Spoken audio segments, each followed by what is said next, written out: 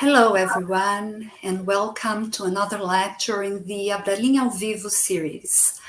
Abralinha ao Vivo is an initiative of the Brazilian Linguistics Association, and today I'm very pleased to introduce Dr. Andrea Marini. He's currently Associate Professor of Cognitive Psychology at the University of Udine, Italy, where he leads the language laboratory in the section of the cognitive neuroscience lab of his department and teaches classes of psychology of language, neurolinguistics, and cognitive and social neuroscience. The discussion section today will be held by Dr. Maja Roch from the Department of Developmental Psychology and Socialization in Padova University. Her research interests are also on bilingualism, and I thank them both for kindly accepting our invitation to be here today and to give us this talk as well as to discuss it with us. So please, Dr. Marini, feel free to start whenever you want. Well, thank you so much for this kind invitation. I'm very pleased to be here to talk to you about one of my fields of research, the bilingual brain. We will focus our discussion on the introduction to the cognitive neuroscience of bilingualism. Overall, in this presentation, I would like to touch a few points, 5 bullets, let's put it this way. First of all, we will focus on what does it mean to be bilingual. Then we will focus on the effects of bilingualism on linguistic structures, then the effects of bilingualism on cognition, the neuropsychology of bilingualism, mostly focusing on adults with aphasia and children with developmental language disorders, and finally, the neural correlates of bilingual competence. Well, first of all, I would like to begin by addressing the first point, what does it mean to be bilingual? Actually, this is a quite controversial issue. First of all, I would like to mention the fact that worldwide, in 996 countries, there are approximately 7,100 official languages. This suggests that much more than 50% of the world population speaks at least 2 languages, if not overtly more than 2 languages.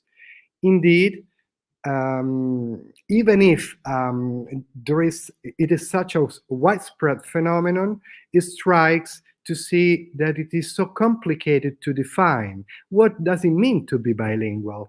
It's a terminological problem, first of all, in the first place. One of the first definitions of what a bilingual competence is can be found in the seminal work by Leonard Bloomfield, in his breakthrough book, Language, in 1933, where he produced formulated this strong interpretation of bilingualism. He suggested that in the extreme case of foreign language learning, the speaker becomes so proficient as to be undistinguished from the native speakers around him.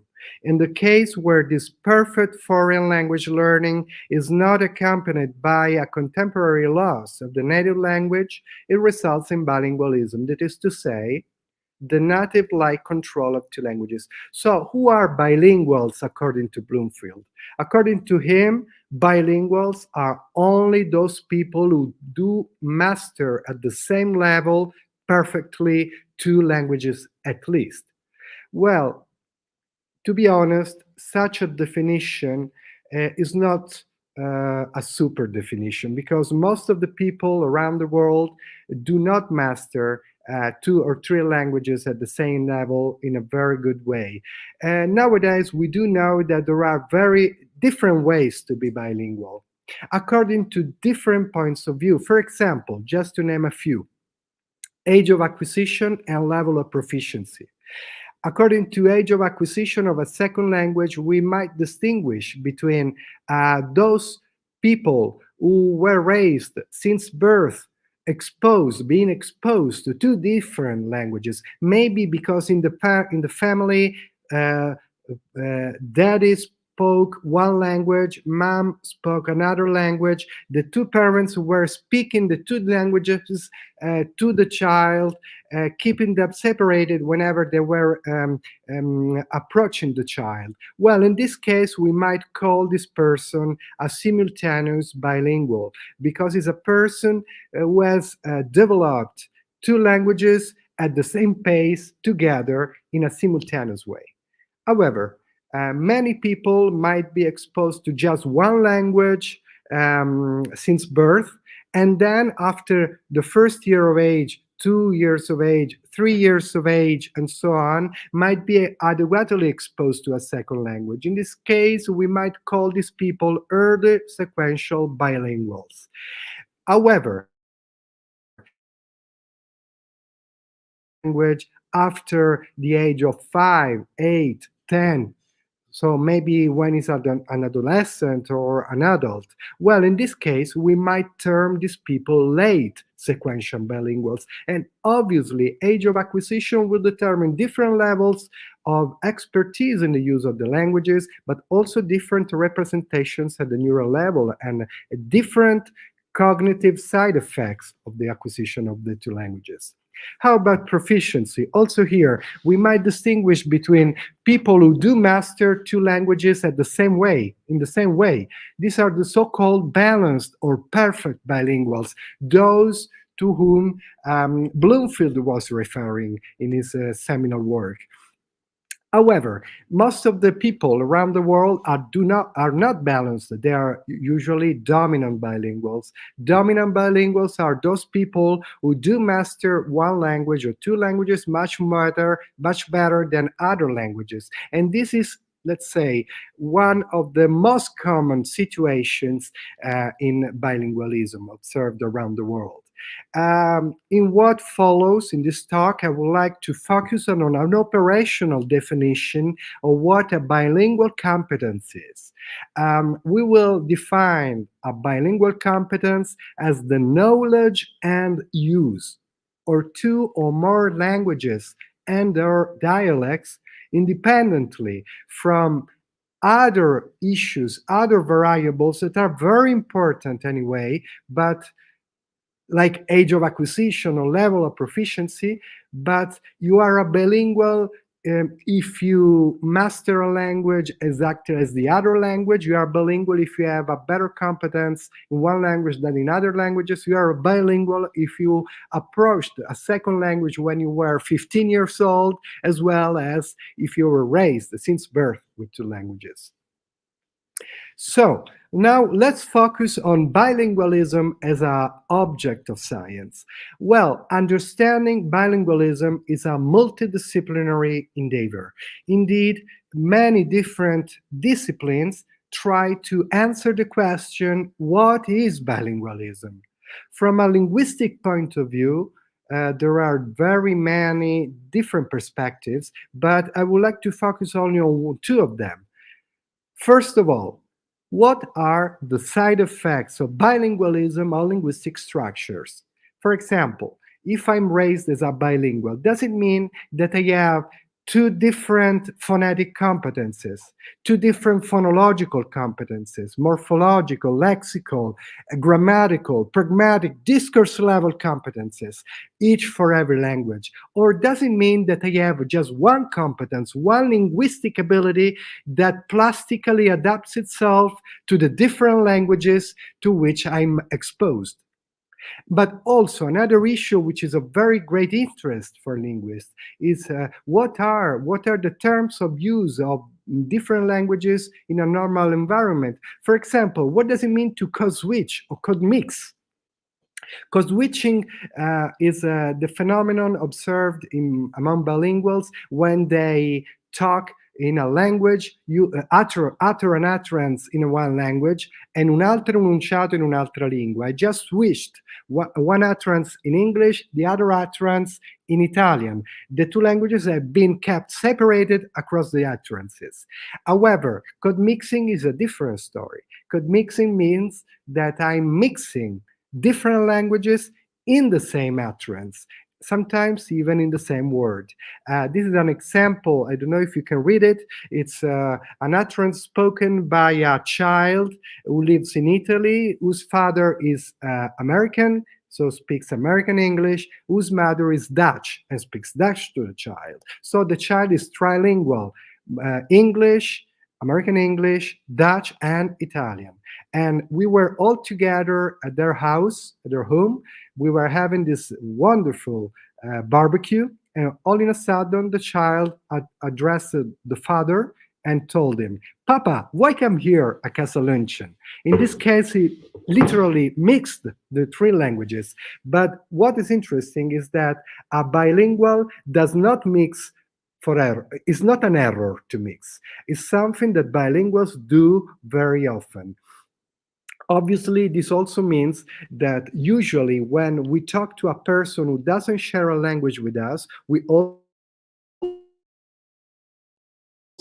need to continue our attitude, our performance, and inhibit the popping up of the undesired language that nobody would understand in that specific context. Dr. Marini, sorry to Yes? interrupt you. We had some trouble. I don't know what happened, but we have to restart the conference. Would you mind restarting it?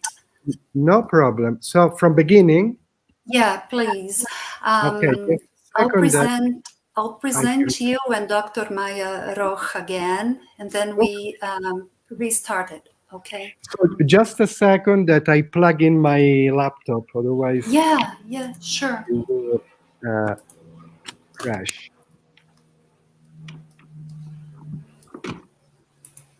Okay, here we go. Okay.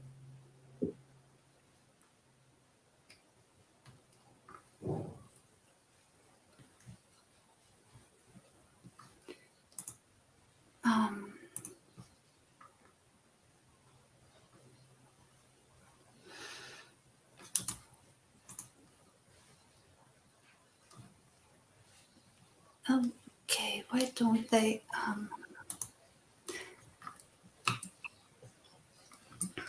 so just a second, please. I'll No problem. see what's happening.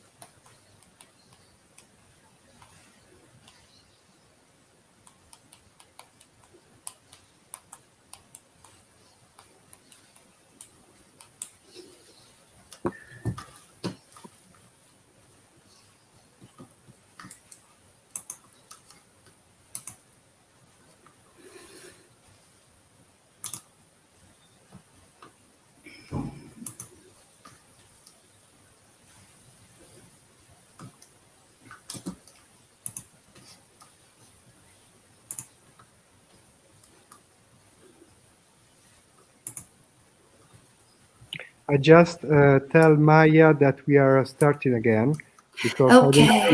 I don't see her. I don't want that she doesn't know it. Yeah. Sono dietro le quinte. Say. Bene. Okay. We had some trouble. I'm trying to fix it. So just try to.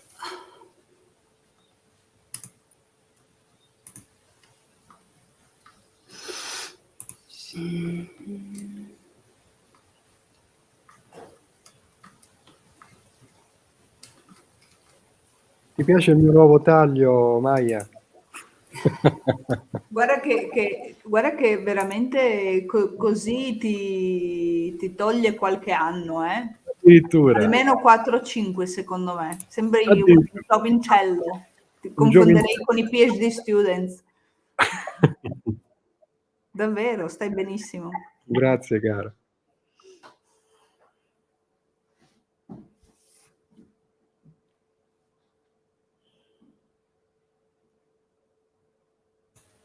I'll try to put us again at the YouTube channel. Okay. I'll try to finish this transmission and then restart it. Okay. Okay, so we have to leave the room. I don't think so. I don't think Okay. so.